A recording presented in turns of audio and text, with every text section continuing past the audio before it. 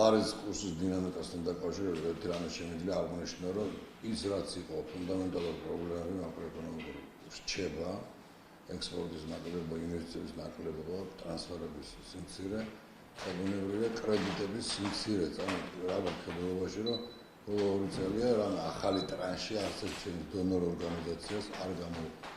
აქედან გამომდინარე, საავტო ნაკადები არის აბსოლუტურად შემცირებული და ბუნებრივია ზეწოლა ლარის კურსის სერვერები.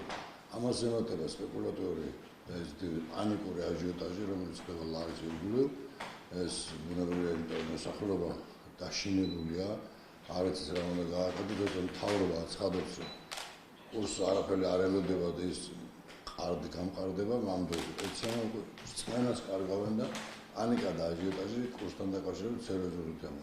და ბოლო რო ეროვნული ბანკის ინერტულობა ის ფაქტიურად არ ჩარეულა მაისის შემდგომ საავტო კურსის ფორმირებაში, იმ მხრივ რომ ყოფილიყო სტაბილური, რადგან სერიოზული ვალატილობის მომწრე ყოფილიყავი ჩვენ. აქედან გამომდინარე, ეროვნული ბანკი ერთი საკმაოდ სერიოზულად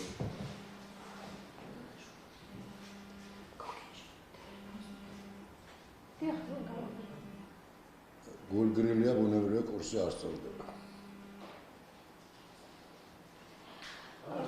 ანუ იყო პროგნოზი გნებავთ ხელისუფლების მხრიდან, გნებავთ არასამთავრობო ექსპერტების მხრიდანაც, რომ სექტემბრიდან თქვათ იყო დაგეგმილი გარკვეული დადებითი მოვლენები, რაც ვერ გეტყვით, მე ვახსოვს ეს დარბაზი, თქვენი სააგენტო ტელევიზიაში, თუმცა ჩემი გაკეთებული კურსით სექტემბრიდან იყო სწორი მოსავლიდან კურსის დაცვა. სხვა პროგნოზს ვერ გეტყვით, იმიტომ რომ აქ ლაპარაკია თუ მსხვილ ინვესტიციურ პროექტებში, როგორც არქოთ, ხუდნახევსი და ნენსკრა და შემდეგ არ მოხდა ინვესტიცია თანხების ფაქტიურად ამ ეტაპზე ლარის კურსს ვერაფერი ვერ შეარჩევს. ჩვენი პროგნოზი ესეთი იყო, რომ სექტემბრის პირიქით ივლისის ბოლოს და აგვისტოში მე ნაკლებად ხარ როგორც იყო და უკვე სექტემბრიდან დაიწყო კურსის დაცემა და 28 აგვისტოდან დაიწყო რხევა. 2 და 4-ს გადაცდა უკვე. ანუ კიდევ სანამდე კიდევ შეიძლება ეს? აი ზეპირად თქმა სანამდე შეიძლება იქნებოდა არასერიოზული. ჩვენ არის რა ნაკადებია მოსალოდნელი ხვალ და როგორი კურსი გექნება თქვა იმ მხრივ რომ შეიძლება რაღაც სტატია ექსპორტის აიზარდოს აუტონაკანდა მოიმატოს რომელიც ქვეყნიდან რაც ნაკლებად მოსალოდნელი იმიტომ რომ თქვენ იცით რუსეთი ღრმა რეცესიაშია ტრანსფერები რომელიც მნიშვნელოვანია ჩვენთვის არ მოდის იმოდენად რაც გვჭირდება შემიძლია და ანალოგიურად გრძელდება ევროპის ოჯახის სიტუაცია მათ შორის საბერძნეთში გამოსწორებული არაფერი არა დაემატა ჩინეთის რთული სიტუაცია რომელიც შეიძლება იყოს სოფლიო რეცესიის საფუძველი და ხედავთ გამომდინარე ახალი არაფერი არა კარგად უნდა დაველოდოთ დიდ პროექტებზე სერიოზულ დაფინანსების გახსნას ნენსკრა იქნება ეს თუ ხუდო ბატონო მზარა, აი ზედამხედველობის ეროვნული ბანკი თქვენ ახსენეთ და ზედამხედველობის ფუნქციის გამოყოფა და ალბათ თქვენც მოგისმენიათ ხელისუფლების განცხადებები, რომ ეს იქნება ერთ-ერთი გამყარება ზედამხედველობის ფუნქციის. ვერანაირად ვერ იმოქმედებს, ამას გარწმუნებთ. ერთადერთი უარყოფითი მიმართულებით მუშაობს, იმიტომ რომ პანიკა ითესება მოსახლეობაში, ჩვენ ვილაპარაკეთ ამაზე, პანიკაზე. მოსახლეობა ფიქრობს, რომ რაღაც რეორგანიზაცია რა ხდება, რაღაცა ხდება, არ იცის რა ხდება. და ამის შემდეგ შეიძლება რაღაც გაურკვეველი მოხდეს და აი ეს ცუდი ფონი ედება კურსს. დანარჩენი ეს ზედამხედველობის გამოტანა კურსზე პირდაპირ ზეგავლენას ვერ მოახდენს.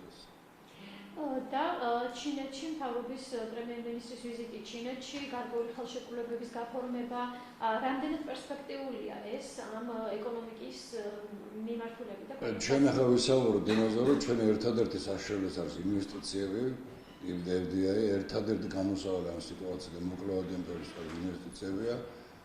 ინვესტიციების წყარო იყო რუსეთის SNG-ის მმართველობა, ჩვენამდე გვაქვს ყურადღება გამოხილებული, ევროპის მმართველობა, სადაც არაბების მმართველობაც, სადაც სამი მმართველობით არის საკუთარი რთული კრიზისი.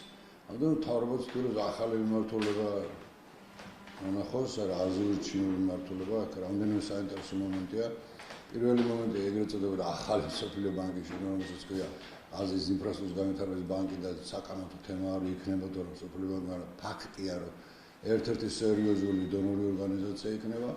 შემდგომ მეორე ლაპარაკი იმაზე რომ ჩინეთის მხრივ ზადყოფნა არის ინვესტიციების განხორციელებას როგორც აღარ თუ ამ შენებელ ქარხნის ინვესტირებაზე ასე ანაკლიის პროექტის ინვესტირებაზე საკმაოდ მნიშვნელოვანი მეგა პროექტებია ორი და მესამე ვაჭრობის რეჟიმი, რომელიც ფაქტიურად ჩვენ სამხრეთ თავისუფალ ვაჭრობის რეჟიმში გვამყოფა ჩინეთს, რომელიც საქმიანი თავისუფლად საქართველოს ბაზარზე შეიძლება დაუბეგრავადაც კი და აბსოლუტურად მესამე ადგილი უჭირავს ყარად ჩვენს საგარეო ვაჭრობის ურთიერთობებში და აქედან გამომდინარე ჩვენ მინდა რომ ჩვენს ექსპორტიორებს შევქმნათ ანალოგიური რეჟიმი ჩინეთში და ბუნებრივია იმის ბაზარი გავხსნათ ქართული წარმოება, რომელიც სოფელი მიენატრს, არის მილიარდ 600 მილიონი ბაზარი და ძალიან მნიშვნელოვანი ვიზიტი იყო.